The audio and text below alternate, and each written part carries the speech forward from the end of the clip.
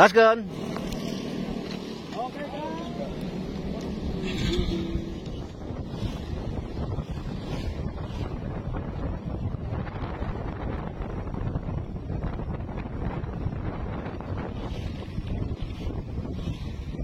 Yo.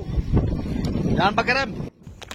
Assalamualaikum sahabat goes. Di kali perjalanan video saya ini adalah perjalanan dalam menuruni bukit ataupun turunan ekstrim ya. Kesempatan ini saya akan mencoba berbagi tips ala Jakatwalang, bagaimana sih cara menghadapi turunan yang ekstrim ataupun yang terjal. Karena bukan sangat tidak mungkin ya, justru resiko terbesar terjadinya eksiden yaitu pada turunan atau bahkan sampai terjadi kecelakaan yang dapat merenggut nyawa seorang goeser ya. Yang pertama, santai, rileks ataupun tenang. Ini adalah saran yang paling penting. Pikiran yang panik atau tidak fokus ditambah badan yang kaku akan mengacaukan segalanya. Cara melatih untuk ketenangan dalam menghadapi turunan yaitu dengan berlatih di jalan turunan yang sudah familiar ataupun yang sering kita lewati. Kemudian adalah posisi tubuh. Usahakan posisi tubuh Anda dalam keadaan yang sangat nyaman.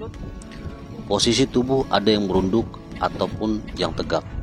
Dalam posisi merunduk, maka kecepatan Anda akan sedikit bertambah dikarenakan sedikitnya hempasan angin yang menerpa tubuh.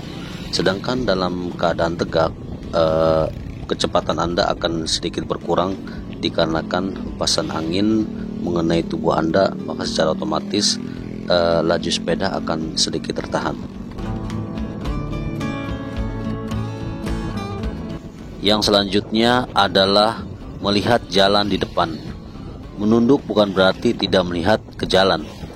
Kita harus selalu memposisikan tubuh di mana kita bisa melihat ke arah jalan, di mana kita akan keluar dari tikungan atau paling tidak 30 meter di depan sepeda, sehingga kita jika ada jalan rusak ataupun yang lainnya, kita bisa mengantisipasinya. Yang kemudian adalah posisi kaki pada saat menikung ya. Ini adalah skill yang khusus yang perlu dilatih dan dibiasakan agar menjadi otomatis ketika kita menghadapi medan tersebut ya.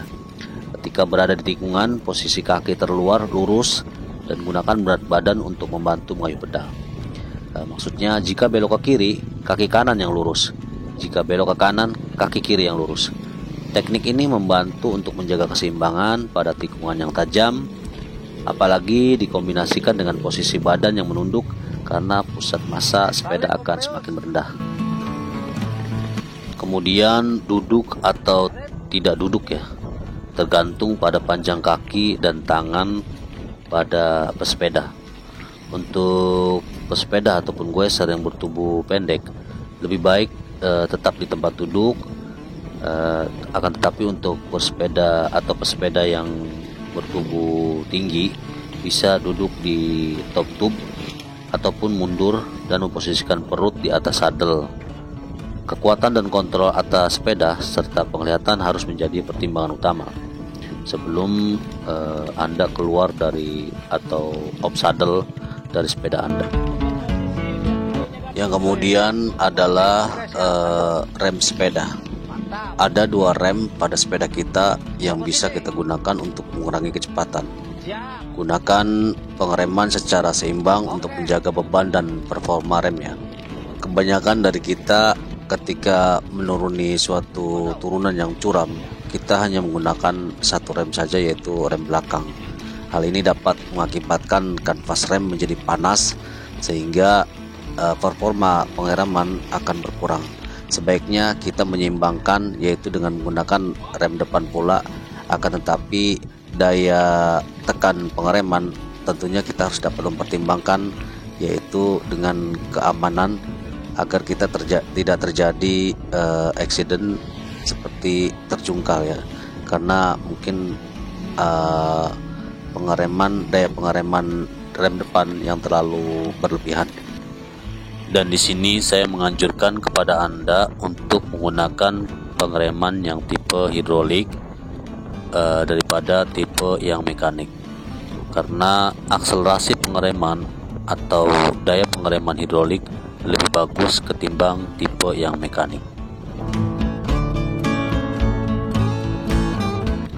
Dan jangan menggunakan rem secara berlebihan pada saat tikungan ya, akan tetapi Anda mulai pengereman pada saat menghadapi tikungan, karena bila mana Anda menggunakan rem yang berlebihan pada saat menikung, akan terjadi slip ataupun ngepot ya. Ini dapat juga menjadikan suatu accident pada pesepeda.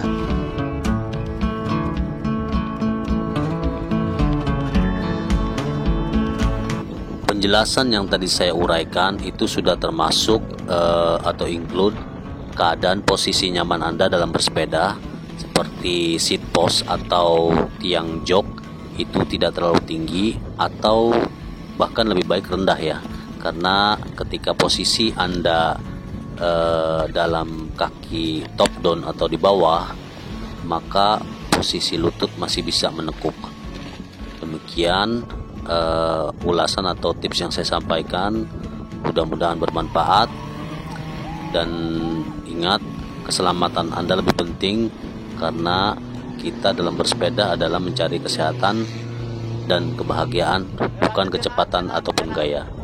Saya ucapkan banyak terima kasih. Wassalamualaikum warahmatullahi wabarakatuh.